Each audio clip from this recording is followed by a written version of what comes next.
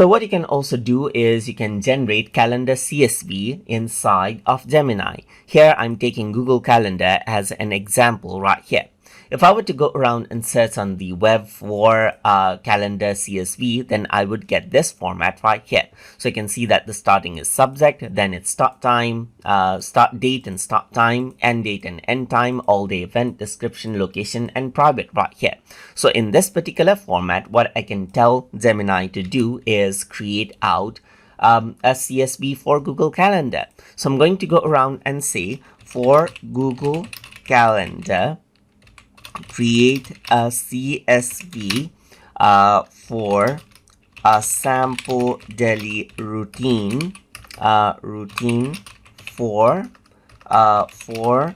this week in this format right here, and I'm going to go around and paste this out like subject right here, just like this. So I'm just going to go around and say subject and start date right here, just like this. So let's just go around start date, start time, end date, end time, all day event right here, description, location right here, just like this, location and private right here. So if I were to go around and submit this out right here, then what happens is that it'll create a CSV data, as you can see right here, just like this. So this is what you have, as you can see right here. So it says repeat all the entries above right here. So I'm going to go around and say give me CSV data itself. So let's just go around and ask it for CSV itself, and then you can see that this is what you have right here. So you get it in proper CSV format, as you can see right here. It says repeat the above entries for each day right here.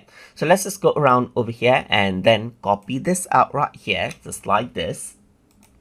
And then I'm going to go around and paste this out over here in an application like Notepad, as you can see right here, where I have my CSV data. And I'm going to go around and save this as on my desktop right here as calendar event sample.csv right here, just like this. So let me just go around and save this out right here.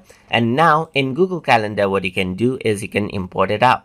So I'm going to go around over here and let's just go around onto my to-do calendar and go for settings and sharings right here.